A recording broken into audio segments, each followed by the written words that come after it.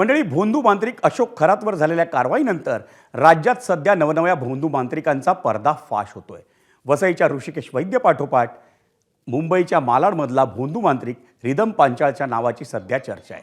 या रिदम पांचाळला भोंदूगिरी प्रकरणात बोरिवली न्यायालयानं आज 3 दिवसांची पोलीस कोठडी सुनावली. त्यानं कोणत्याही परवानगीशिवाय महापालिका मैदानात अघोरी पूजा आयोजित केली होती. स्थानिक नागरिकांनी त्याविरोधात केलेल्या तक्रारीनंतर 2 आठवड्यांनी दिंडोशी पोलिसांनी त्याला चौकशीसाठी ताब्यात घेतलं होतं. त्याच्यावर या प्रकरणात गुन्हाही दाखल करण्यात आलाय.